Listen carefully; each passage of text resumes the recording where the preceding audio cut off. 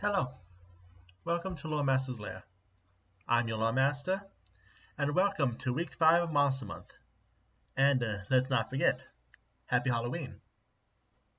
All things have to come to an end, but as our topic today shows, the dead do not always stay dead. Incorporeal Undead, one of 4 subgroups of Undead in Pathfinder. This week, we are looking at some of the big names of this group before slowly working our way into more obscure members of the family. So without further ado, let's end this month of frights. In Pathfinder, the undead are divided into various categories based off of how the transformation into undeath affects the mind, body, and soul. The ideal form of undead have all theories intact after transformation into undeath, and are referred to as the consummate undead. When the body and soul survive, but the mind is left to slowly decay, or rapidly decay, depending. These are known as mindless undead. When the body and the mind remain intact, but the spirit is lost along the way, that brings about the hungry undead. And when the mind and soul is turned over to undeath, but the body is not so much, that is when we get the incorporeal undead, today's topic. First on our list of incorporeal undead is the most basic, the ghost.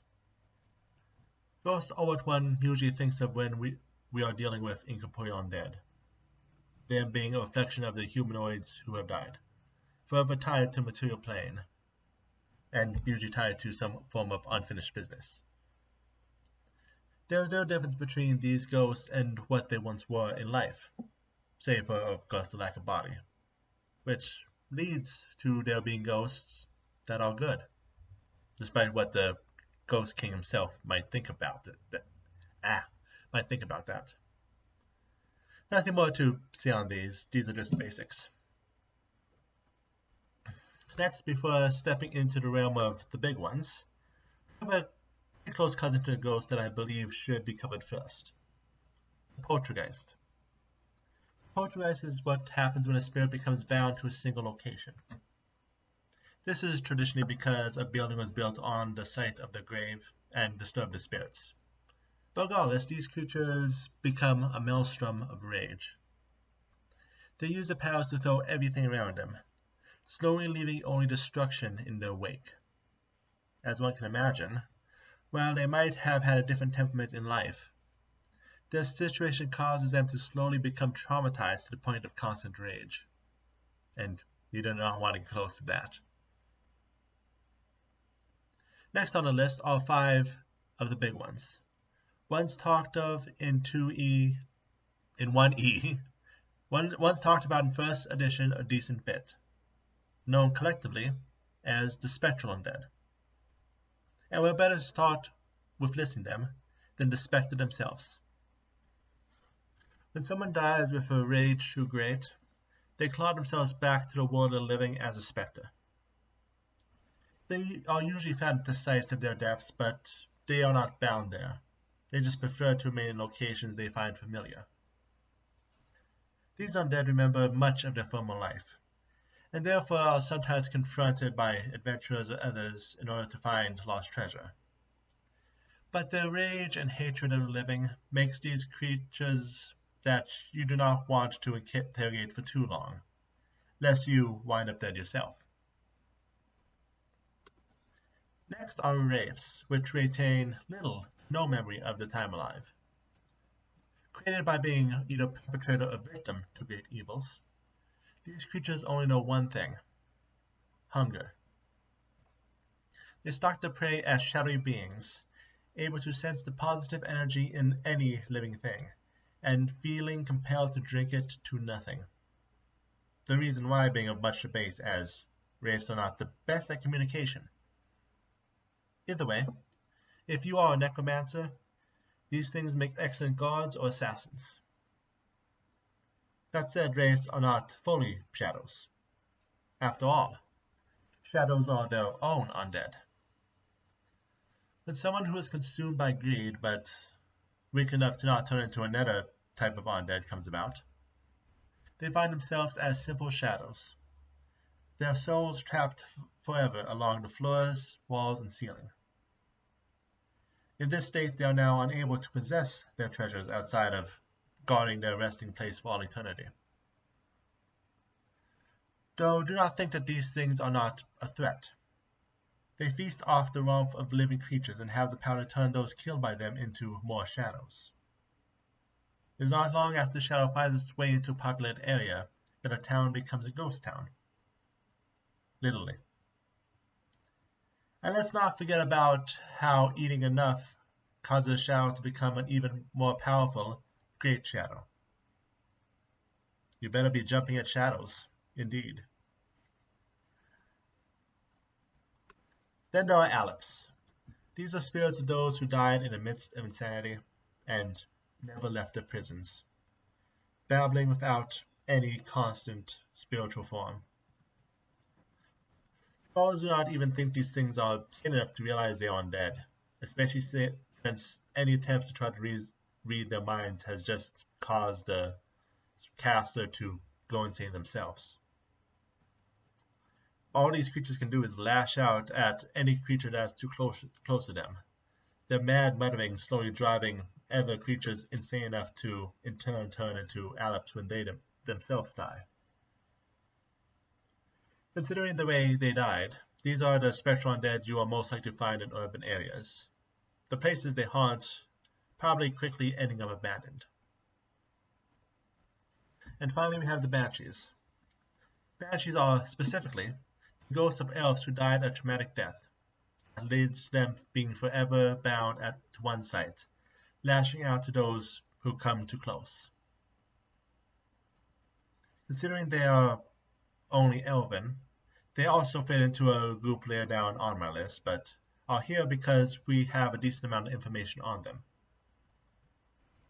They lash out at anyone and anything that enters their realm, usually these realms being an ancient site connected to the ancient elven holdings. These territories are usually marked as warnings by a circle of toadstools and a hanging fog which only gets stronger at night. Now, while these were the big five, there are also some I personally believe belong with this group we are talking about that we should mention before we move on. The first is the creature known as a Geist. Geists come about from an evil person who was killed by a haunt. When a Geist arises, that is the worst of signs, as the haunt becomes multiples of times more dangerous.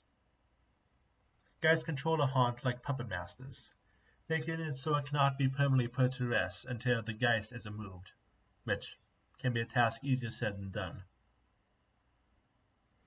And to end off these spiritual nasties, let's look at the Dybbuk. These are the spirits of those who committed great atrocities in life, but for one reason or another were never punished.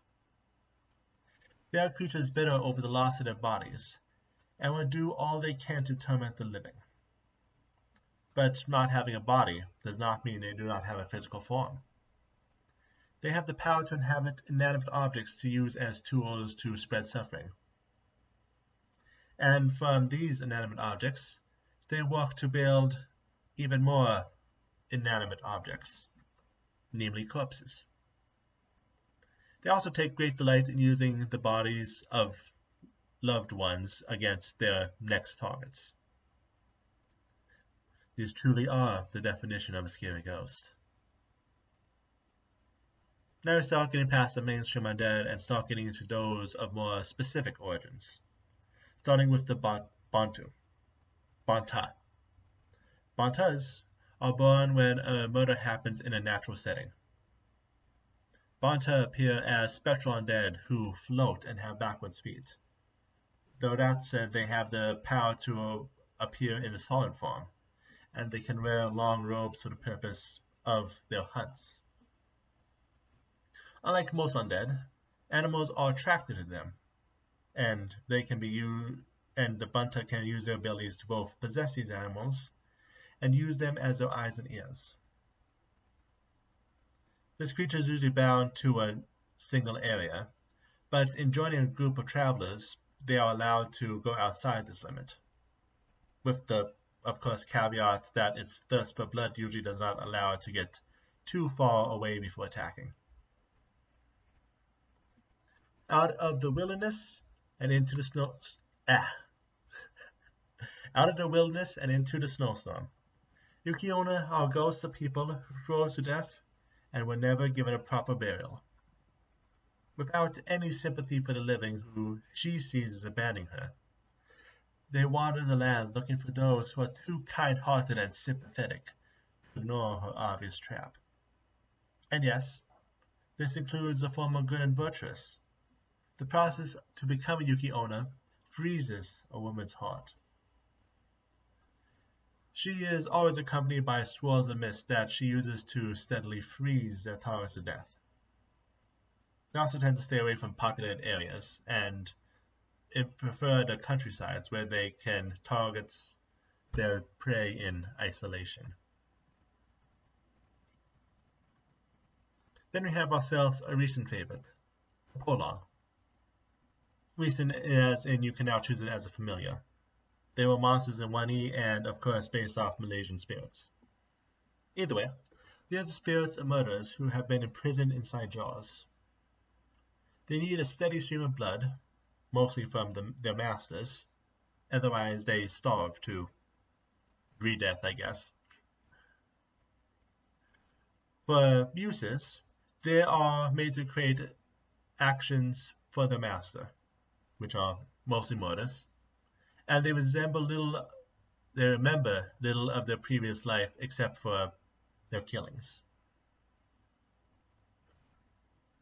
Then we have the Lorenas, spirits formed from the shame and sorrow that comes with the drowning of a child, with the only thing they desire is for others to face the sorrow that they have to face for all eternity. They live alongside lakes and streams, constantly crying an echoing wail. Some victims, she simply feels the sorrow before sending them on their way. Others, she compels them to drown themselves in their misery, or if they resist, she grapples them and gives them a helping hand or two. The next one is a favorite of mine, the Death Coach. This cart is made of a mass of undead. It goes across the roads of the world, looking for prey which it can either trick into riding itself or kidnap. Most likely kidnap, considering a self-driving coach is obvious what they are. They take these poor fools away, the fate of those they consume unknown. But the coach always finds itself coming around again for more. Now that is all the Incorporeal Undead I felt deserved their own sections. So let's start some speed running of some general spirits. First off, festering spirits are burned when a person is thrown into a mass grave. Their spirits putrefied by the area. Then we have the Duppy, ghosts of sailors, most usually pirates, who died inland and use ghost dogs to hunt their prey. Anima Shade are not full ghosts, but part of a person's mind who becomes separated at the time of their death, taking on the image of the original. Exiled Shades were once members of a secret society who died while they were exiled and alone. Fallen are undead who were crusaders and paladins who were unable to move on, and now continue to crusade against all things living. Psychic stalkers are thought forms created from psychics who died a violent death, and now persists as a hunter of life. Finally, the Flux Wraith, a recent addition from Book of the Dead, comes when a spellcaster fails to preserve themselves in time stasis, which in turn fractures their soul across time. Now those that are made with more than one spirit. Starting we have the Caller in Darkness. When some of psychic powers dies, it can become a consuming mist, who is compelled to consume more and more minds, each one being added to the mass. Nemheim are those who purposely turn themselves to undead, for the purpose of protecting others even beyond death. While they are one main body, the cloud of spirits surrounding their corpse is the real undead. And then there are the pharaoh gods, which come about when evil pharaohs shove multiple souls into a single vessel to become the protectors of their tombs. Now finally, we have a few ghosts that arise from different creatures than just humans. First, when a bugbear becomes a ghost, they become what is known as a frightful haunter. Then we have witchfires, which are the ghosts of hags, or more specifically, hags who are not strong enough to become night hags. Beings of Ib were once an entire species, but they are currently all dead. Waldgeists are spirits that are formed from nature which has been abused and is now trying to protect itself. And finally, one of the many undead options for dragons, we have the Worm Wraith. And that brings us to the end of today's episode and of Monster Month. I cannot believe how time flies.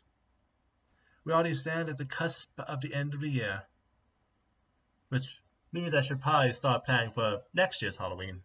But 3 of the videos I did this year were easy ones due to having a large amount of variety in their subgroup.